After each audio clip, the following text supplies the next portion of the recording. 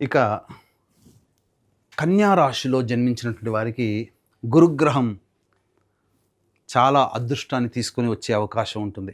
18 October నుంచి 5 November వరకు కూడా గురువు లాభస్థానంలో సంచారం చేస్తున్నటువంటి కారణం. ఈ కారణం చేత అద్భుతమైనటువంటి యోగ కాలంగా చెప్పవచ్చు. గురుగ్రహ మార్పు వల్ల లాభపడేటువంటి యొక్క రాశులలో మిథున రాశి సంపూర్ణమైన యోగము, అంతే విధంగా కన్యా రాశి కూడా సంపూర్ణమైనటువంటి యోగాన్ని పొందే అవకాశం ఈ యొక్క కన్యా రాశిలో జన్మించినటువంటి వారికి దక్కబోతుంది.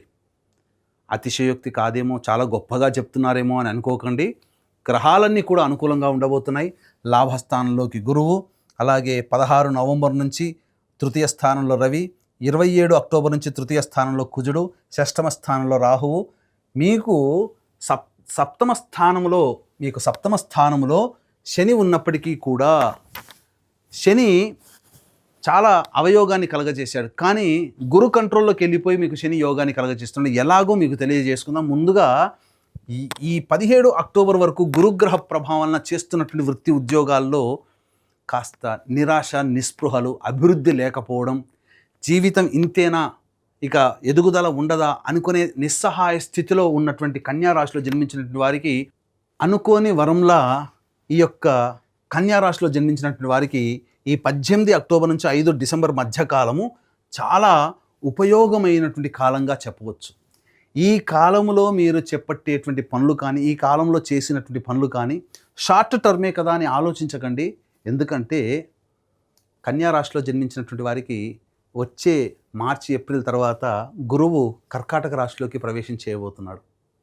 అంటే ఈ సమయంలో ఎలా అయితే ఆనందాన్ని అనుభవిస్తారో వచ్చే సంవత్సరం మొత్తం కూడా ఈ గురుగ్రహ ప్రభావం వలన అత్యంత యోగ కాలాన్ని అనుభవిస్తారు. గురువు లాభస్థానంలో ఉండి లాభాన్ని కలగజేస్తున్నాడు. ఇది చాలా.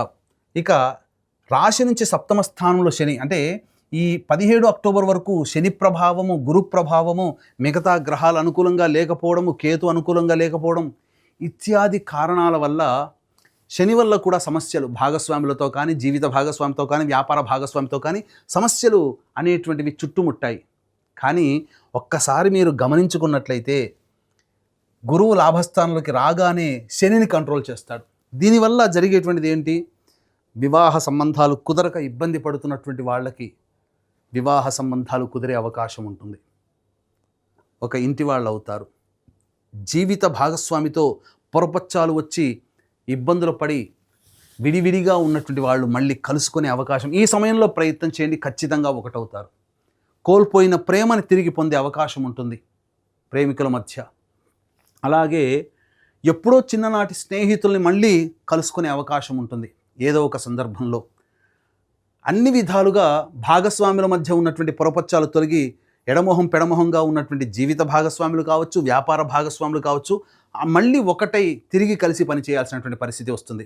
ఒక రకంగా చెప్పాలంటే ఏదైనా కొత్త వ్యాపారం ప్రారంభించాలనుకున్నప్పుడు నూతన భాగస్వామి దొరకట్లేదు అనుకున్న వాళ్ళకి మంచిగా ఖచ్చితంగా చక్కటి భాగస్వాములు దొరుకుతారు. అంతేకాకుండా ఇక మీకు చెప్పాలి అనంటే ఇంతకుముందు భాగస్వాములతో చేసినటువంటి వాళ్ళు తిరిగి మళ్ళీ కొత్త కార్యాచరణ మళ్ళీ తిరిగి ప్రారంభిస్తారు. ఇది కన్యా రాశి వారికి అనుకోని వరంగా ఈ 18 అక్టోబర్ నుంచి 5 డిసెంబర్ వరకు ఈ 48 రోజుల పాటు జరిగేటువంటి కార్యక్రమం, యోగకాలం. ఇక 27 అక్టోబర్ వరకు కుజుడు బాగోలేడు. ఏమవుతుంది? గురువు రాగానే యోగాన్ని కలగజేస్తున్నా మీ వాక్కు వల్ల ఇతరులు నష్టపోవడం, ఇబ్బంది పడడం, ధన సమస్యలు మీకు కలగడం, ఇవన్నీ 27 అక్టోబర్ వరకు చవి చూసినా 27 అక్టోబర్ నుంచి తృతీయ స్థానంలోకి కుజుడు వెళ్ళిపోతాడు. ఇది చాలా యోగిస్తుంది.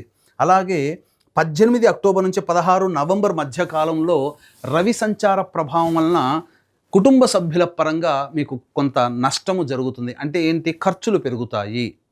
అలాగే ఆరోగ్య సమస్యలు వచ్చేటువంటి అవకాశం ఉంటుంది. కాబట్టి జాగ్రత్తలు పాటించండి, దైవానుగ్రహాన్ని పొందే ప్రయత్నం చేయండి. ఇక ఎప్పుడైతే 16 నవంబర్ నుంచి 15 డిసెంబర్ వరకు రవి తృతీయ స్థానము, వృశ్చిక రాశిలో సంచారము, కుజుడు 27 అక్టోబర్ నుంచి వృశ్చిక రాశిలోకి సంచారము, అలాగే రాహువు షష్టమ రాశిలోకి సంచార ప్రభావము, శని గురుగ్రహ కంట్రోల్లోకి వెళ్ళిపోవడము 1, 2, 3, 4 అలాగే శుక్రుడు కూడా సంచారం చేస్తున్నటువంటి సమయం అనుకూలంగా ఉండడం 5 గ్రహాలు. ఈ కన్యా రాశిలో జన్మించినటువంటి వారికి ప్రధానంగా లాభస్థానంలో గురువు, షష్టమందు రాహువు, శని గురు కంట్రోల్లోకి వెళ్ళిపోవడము, తృతీయమందు రాహు 16 నవంబర్ నుంచి, అలాగే 27 అక్టోబర్ నుంచి కుజుడు తృతీయ స్థానస్థితి, అలాగే శుక్రుడు కూడా ప్రధానంగా యోగించేటువంటి గ్రహము, బుధుడు కూడా యోగిస్తున్నాడు. ఒక రకంగా చెప్పాలి అని అంటే మిథున రాశిలో జన్మించినటువంటి వారికి ఏ విధమైనటువంటి యోగమో ఈ కన్యా రాశిలో జన్మించినటువంటి వారికి కూడా అద్భుతమైనటువంటి యోగముగా చెప్పవచ్చు. అందులో ఏమాత్రము సందేహం లేదు. అద్భుతమైనటువంటి సమయాన్ని మీరు సద్వినియోగపరచుకోండి.